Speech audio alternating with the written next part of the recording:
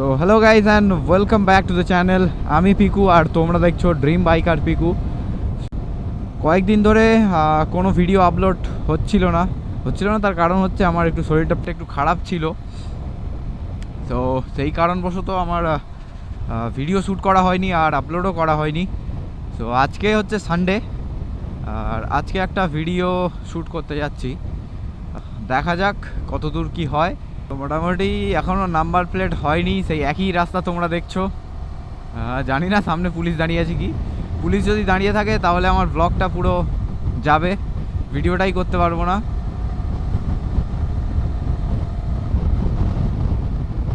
আর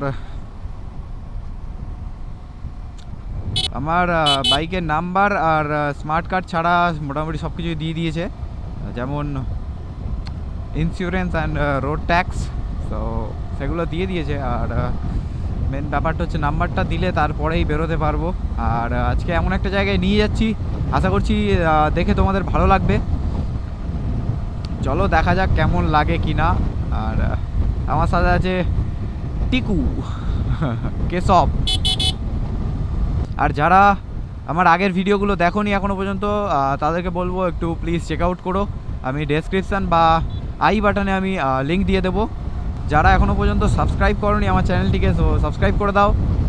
আরও নতুন নতুন ভালো ভালো ভিডিওস আসতে চলেছে আমার চ্যানেলে। তো এখানে ফটোশ্যুট চলছে, ফটোশ্যুটটাকে একটু বাধা দিলাম।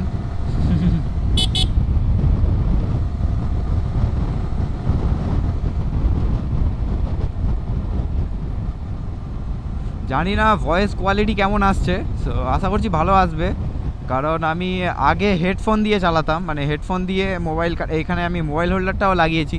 আমি ওখানে দাঁড়িয়ে কি কি করিয়েছি গাড়িতে সেগুলো দেখাচ্ছি, বেশি কিছু না, দুটো জিনিস করিয়েছি আর পরে হবে অনেক কিছু। তো আগে মোটামুটি আমি হেডফোন দিয়ে রেকর্ড করতাম ভয়েসটা, তো আজকে এই প্রথমবার আমি একটা মাইক দিয়ে রেকর্ড করছি ভয়েসটা। তো কেমন আসবে আমি জানি না, আশা করছি ভালো আসবে। ভালো আসবে ভালো, না হলে আবার রেকর্ড করতে হবে আমাকে, দেখা যাক কি হয়। আর এই রাস্তার মাঝখানে কুকুরকে দেখে সাবধান, বাই চান্স যদি সামনের চাকার পড়ে কেউ বাঁচাতে পারবে না, ওইভাবে পড়তেই হবে, কিছু করার নেই। আজকে সানডে, আজকে এত ফাঁকা ফাঁকা কেন লাগছে আমি বুঝতে পারছি না। মানে অন্য সানডে এখানে একদম পুরো বাইক ভর্তি থাকে। এখানে আবার রাস্তার উপরে মুরগিও থাকে, দেখে নাও। এখানে গাড়ির থেকে মুরগি, গরু, ছাগল, কুকুর এগুলো বেশি দেখবে।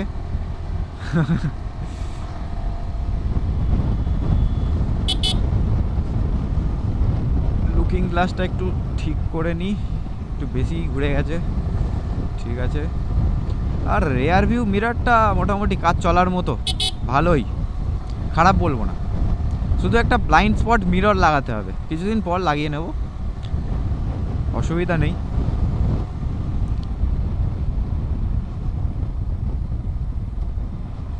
এই দেখো এখানে আবার ছাগল। বললাম একটু আগে রাস্তার উপরে ছাগল, গরু এগুলো ভর্তি থাকবে।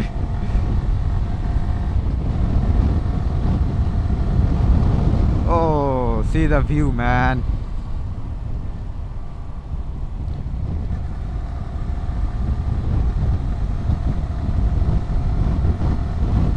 রাস্তাটা অনেক সুন্দর। আর অনেকে দেখেছি বাইরে থেকে এইসব দিকে ঘুরতে আসে, যারা কলকাতা শহরে থাকে, মানে শহরের দিকে থাকে, তারা তো এতটা মানে পরিবেশের সৌন্দর্য দেখতে পায় না। কলকাতায় তো শুধু বিল্ডিং আর বিল্ডিং, এছাড়া আর কি আছে, গাছপালা খুবই কমই আছে আমার সবসময় মনে হয় গ্রামের থেকে। তো অনেক কলকাতাবাসী এইদিকে আসে ঘুরতে, পিকনিক করতে আসে। আর এই যে রাস্তাটা, এই মুহূর্তে আমি যেখানটায় আছি, আমার বাঁ দিক থেকে মাটি কাটা হয়। আর এত পরিমাণে এখানে যখন নিয়ে যায় মাটি, তখন এত পরিমাণে মাটি এখানে পড়ে থাকে এই জায়গাটা থেকে যখন মাটি তোলা হয়। সো রাস্তাটা এত স্লিপারি হয় কি বলবো, মানে জীবন হাতে নিয়ে চলা মতো। এই দিকটা একটু দেখা উচিত আমার যতসময় মনে হয়। পুলিশ যেগুলো রাস্তায় দাঁড়িয়ে থাকে এই রাস্তায়, সেগুলো মানে গাড়ি তো ধরছে ঠিক আছে, তার পাশাপাশি এগুলো দেখা উচিত। এখান থেকেই এই যে জায়গাটা ছিল, এটা পুরো জমি ছিল, এগুলো এখন মানে পুরো জলে ভরা বসুন্ধরা হয়ে গেছে। আর এখান থেকেই লরির চাকার দাগও আছে। সো এই যখন লরিগুলো উঠছে, যখন লরি থেকে মাটিগুলো রাস্তার উপরে পড়ছে, এখন ধারে ধারে কিছুটা আছে, কিন্তু এই মুহূর্তে মাঝখানে নেই, কারণ দুদিন ধরে হয়তো বন্ধ ছিল। এই চান্স যদি বৃষ্টি হয়ে যায়, রাস্তাটা প্রচণ্ড স্লিপারি হয়ে থাকে। আর যারা জানে না এখানে এরম মাটি পড়ে থাকে, তারা তো মানে অবভিয়াসলি পড়বেই। সো এখান থেকে আমরা যাব ডান দিকে, কারণ আজকে আমরা যাচ্ছি কলকাতার কেরালাতে। বলেন কি একটা জিনিস, কলকাতার কেরালা যেতে গেলে লাদাখের উপর দিয়ে যেতে হয়। এটা হাস্যকর, হাস্যকর, এই দেশের জনগণের জন্য হাস্যকর। সেটা দেখাচ্ছি তোমাদের। লাদাখের রাস্তা শুরু, off-roading with my R15M। Title হবে আজকে, অফরোডিং উইথ মাই R15M। ও ভাই,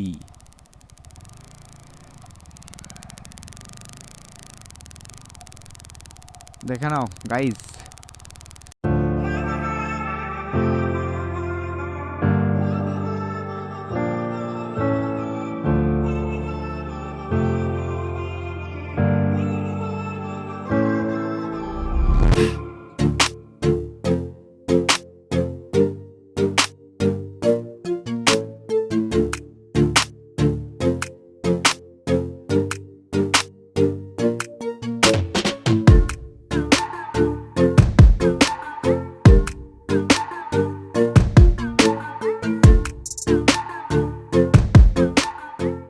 বাই দ্য ওয়ে, যারা এত সাপোর্ট করছো, এত সাপোর্ট করছো, তাদেরকে অসংখ্য ধন্যবাদ, অনেক অনেক ধন্যবাদ। কারণ তোমাদের সাপোর্ট ছাড়া আমি কিছু না। তোমরা এত সাপোর্ট করছো দেখে আমার প্রচণ্ড ভালো লাগছে, প্রচণ্ড। এইভাবেই সাপোর্ট করতে থাকো, আশা করছি তোমাদের জন্য আরও ভালো ভালো ভিডিওস আনতে পারবো।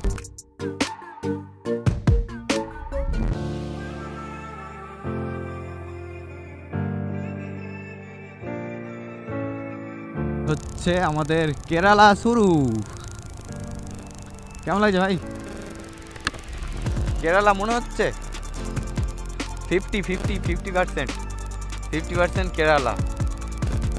এই দিকটায় বন্ধ করা আছে, নাহলে এই দিকটায় যেতাম। তো ভিউটা দেখে না,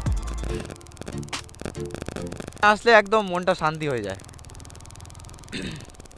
এখানটা একটু দাঁড়াই, দাঁড়িয়ে তোমাদেরকে দেখাই। আরও সামনে যাব, সামনে আরেকটু ভালো জায়গা আছে।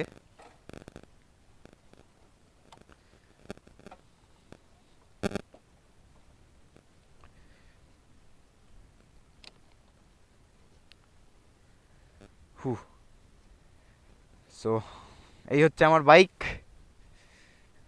বাই দ্য ওয়ে, আমি পুজো দিয়েছিলাম, এখানে সিঁদুর লেগে আছে।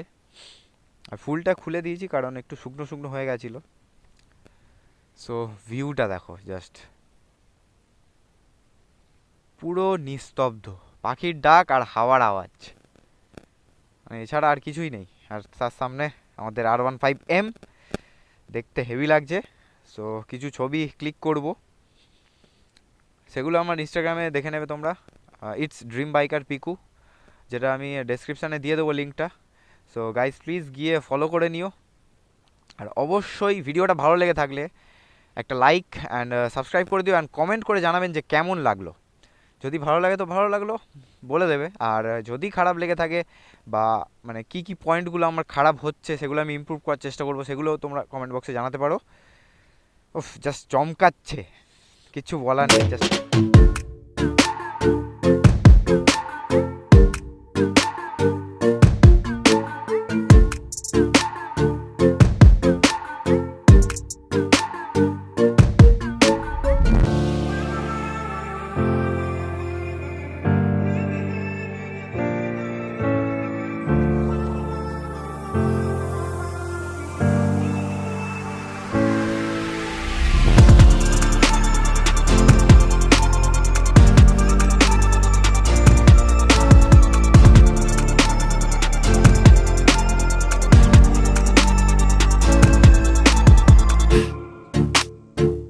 গাইজ, আমি এক্ষুনি ভয়েসটা চেক করছিলাম, মানে একটু কি একটা নয়েজ আসছিল, কেন আসছে আমি বুঝতে পারছি না।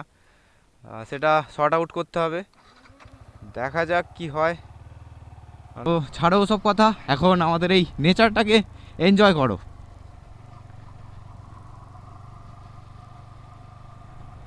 ভাই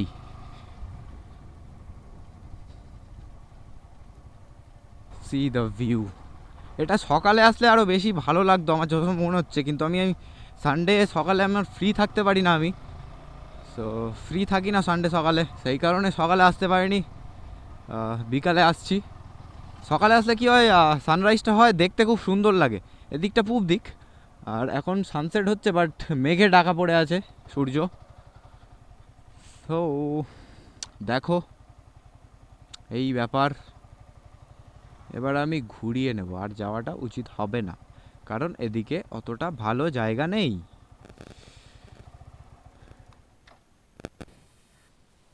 সো এখানটা একটু বাইকটা থামালাম, আর ওখানে একজনকে শুনলাম যে এর ভিতরে যাওয়া যাবে কি না। সো বললো যাও, কোনো অসুবিধা নেই, শুধু জাস্ট তোমাদের জন্য, ভিডিওটা একটু ভালো করার জন্য। আমি জানি হয়তো কোয়ালিটিটা অত ভালো নেই, কারণ আমি ইউজ করি এসডি ক্যাম 4000, पैसा नहीं है गोप्रो खरीदने का इसलिए एसडी कैम से ही चला रहा हूँ, और क्या क्या।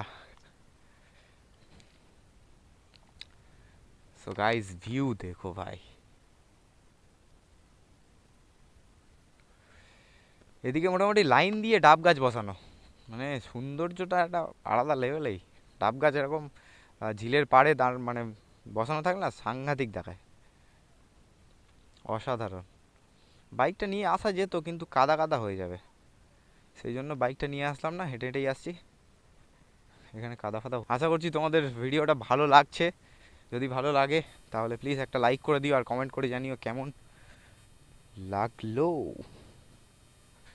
এই দেখো এখানে সব বাইক যাচ্ছে, NS 200, এক সময় ড্রিম ছিল NS 200, তখন 2016-17 মনে হচ্ছে। কিন্তু কাজে চলে এসেছি, ওদিকটায় অনেক বাইকার ছিল, কিন্তু আমি ভিডিও করতে পারিনি, তার কারণ হচ্ছে আমার ক্যামেরার ব্যাটারিটা একদম লো হয়ে গেছে, যে কোনো মুহূর্তে অফ হয়ে যেতে পারে। সো আমি এই মুহূর্তে আউটরোটা দিয়ে দিচ্ছি। যদি তোমাদের ভিডিওটা ভালো লেগে থাকে তো প্লিজ একটা লাইক করে দিও, অ্যান্ড সাবস্ক্রাইব করে দিও, আর কমেন্ট করে জানিও কেমন লাগলো।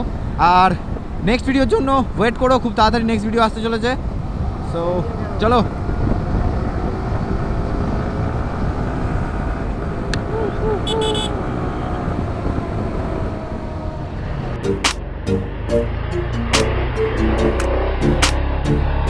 Thank you.